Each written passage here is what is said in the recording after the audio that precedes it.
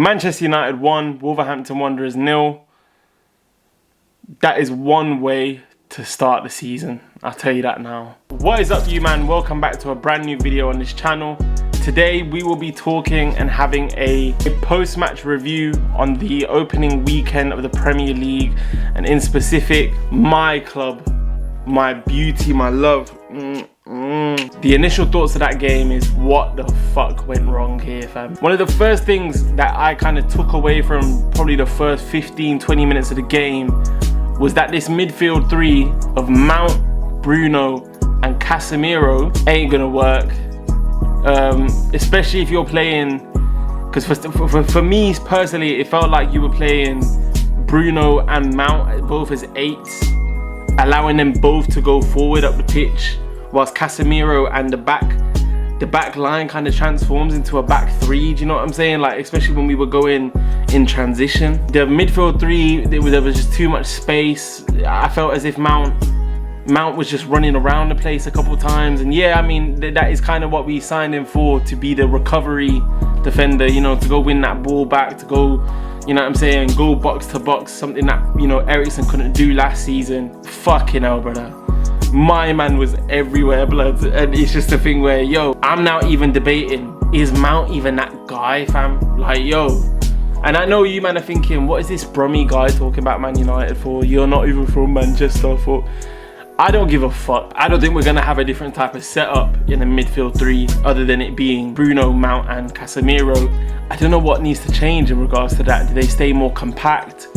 Do you let Bruno sit in more deep whilst Mount goes up?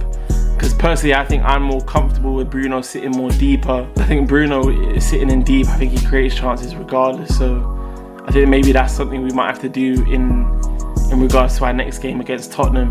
One of my main concerns, like you can see on the screen now, all of these tweets and all of these people on fucking Twitter trying to say, yo, is it time we let him go? Like, brother, man just played his first game, you know. Like, Donnies are so overreactionary. These man are too over the top. And I'm not gonna lie, I think £60 million from one of your rivals in the league. He had a year left on his contract. I think that's a quality piece of business, and I think Mount has been Chelsea's best player in the last 2-3 years. I can't be mad at that deal. He fits the role of Eriksen perfectly, and we all know that Mount can do that. I just think giving him the number 7's a bit mad.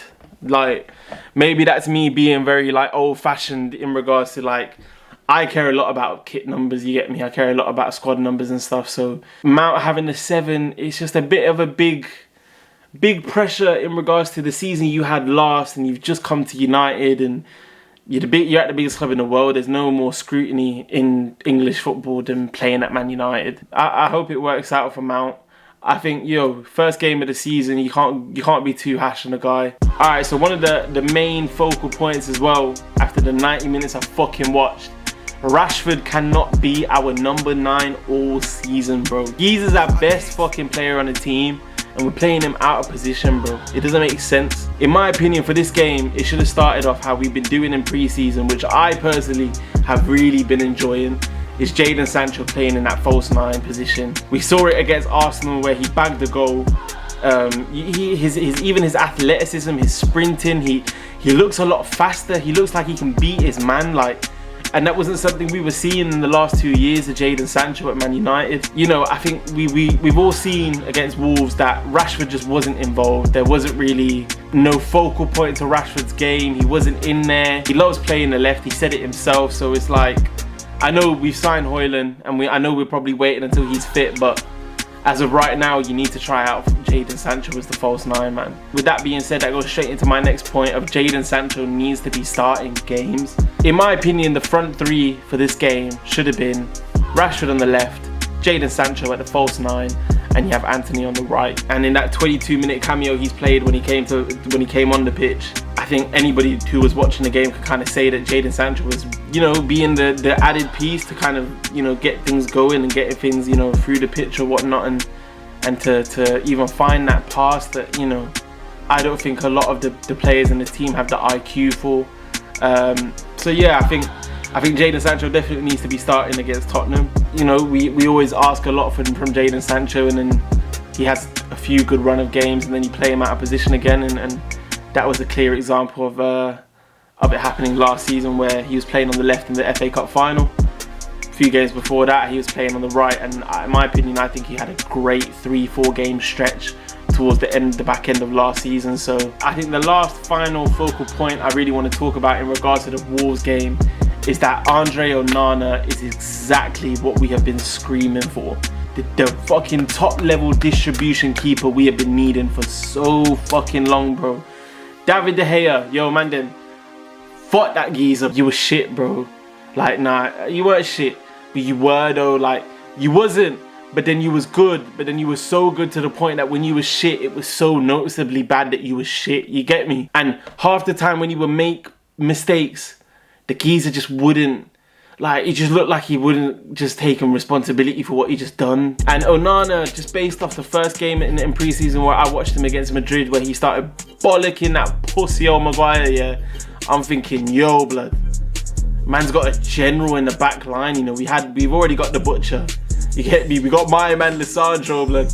Now we got fucking Peter Andre in the back line, blood. I'm happy that we've got a fucking goalkeeper as top of a level as he is. He's completely going to change our game. I think even in his first game at Wolves, I was watching Onana and I was so comfortable having that ball go back to the keeper. I felt weird watching the game, bro. For the last 2 years, bro, I have been on the edge of my seat whenever the keeper has the ball. Whenever De Gea had that ball, I was nervous for my fucking life, bro. And low-key against Wolves, I was chilling. That is a great feeling, man. Them.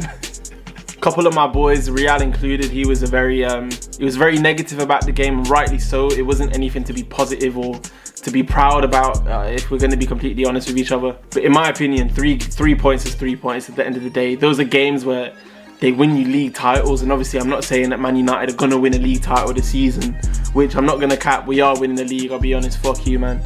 But if we do win the league, those are games where you look back on and you think, yo, that Wolves game where it was absolutely dog shite, but guess what? We won that game, got those 3 points. Like, those are games where champions are made, you know what I'm saying? And 2 years ago under Ole, we probably wouldn't have got anything out of that game. We probably would have ended up losing it if we were going to be completely honest. So, hey, look, I'm just happy we got the 3 points. There needs to be a massive improvement against Tottenham. I think Spurs looked very positive against Brentford, which, don't get me wrong, 2-2 against Brentford isn't necessarily the greatest result, but with the way Spurs were playing last season compared to the first game of the season, Maddison looks brilliant. So hope you man enjoyed this new type of content. If you did, make sure you subscribe down below and follow all my social medias down below so you man can stay connected with me, I can stay connected with you, man. Yeah, make sure you like, comment, favorite and subscribe, and I'll see you man in the next video.